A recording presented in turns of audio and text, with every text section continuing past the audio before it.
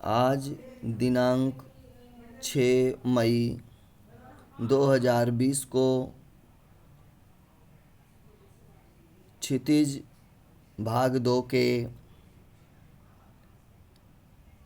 काव्यखंड से पाठ नंबर 1 सूरदास जी का जीवन परिचय पढ़ेंगे। सूरदास का जन्म सन 1478 में माना जाता है।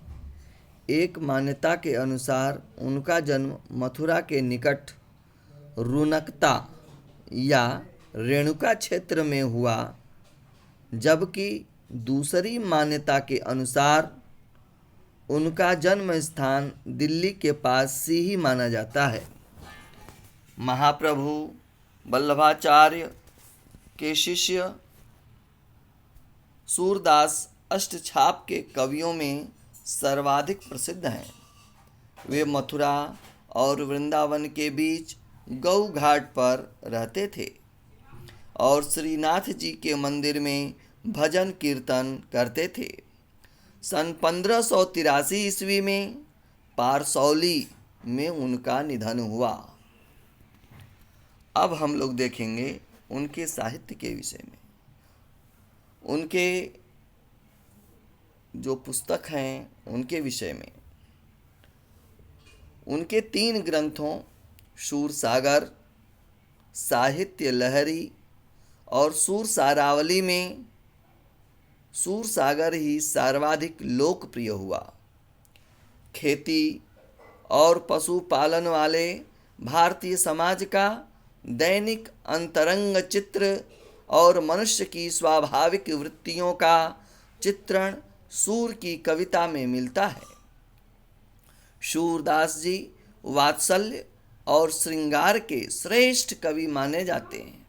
कृष्ण और गोपियों का प्रेम सहज मानवीय प्रेम को प्रतिष्ठित करता है। सूर ने मानव प्रेम की गौरव गाथा के माध्यम से सामान्य मनुष्यों को हीनता बोध से मुक्त किया, उनमें जीने की ललक पैदा की।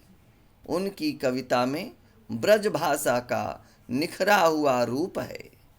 वह चली आ रही लोकगीतों की परंपरा की ही श्रेष्ठ कड़ी है। इस तरीके से सूरदास जी का जो जीवन है चला। आज हम लोग जो यह पाठ पढ़ेंगे, इस पाठ में जो सूरदास जी के द्वारा रचित सूरसागर की जो पुस्तक है, उससे भ्रमर गीत शीर्षक से 4 पद लिए गए और वही हम लोगों को पढ़ना है। आइए देखते हैं कि इस पुस्तक में क्या है। यहाँ सूरसागर के भ्रमर गीत से 4 पद लिए गए हैं।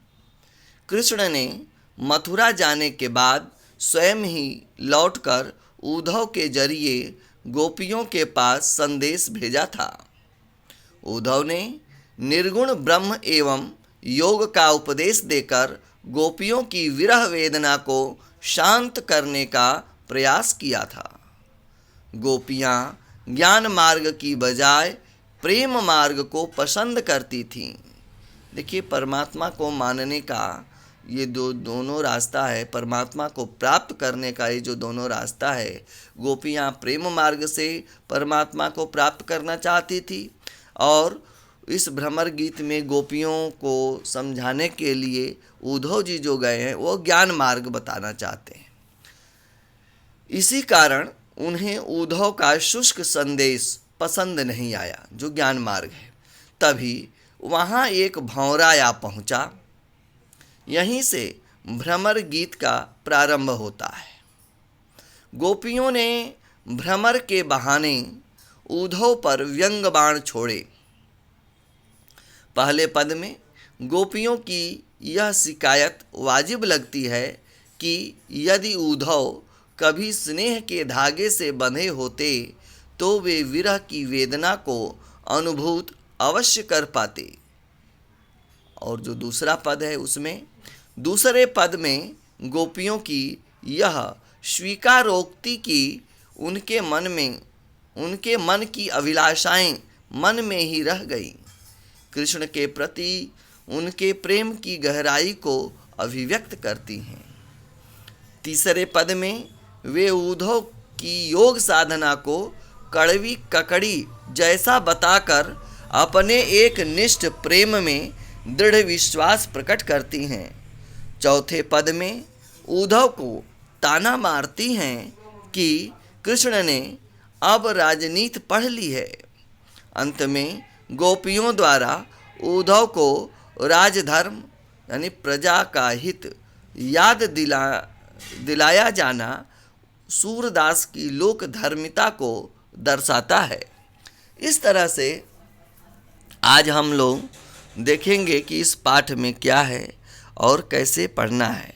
ये चीज़ें आप लोगों को अभी मैं बताया कि ये जो 4 जो पद हैं भ्रमर गीत के हैं, और इस भ्रमर गीत में जो चारों पद हैं, चारों में क्या क्या बात है, क्या क्या हम पढ़ना चाहते हैं, उसमें जो चीज़ इस पाठ में है। अब इसके बाद हम लोग इसका प्रसंग और संदर्भ भी साथ में लिखेंगे। आज बस इतना ही। हरि ओम तत्सत।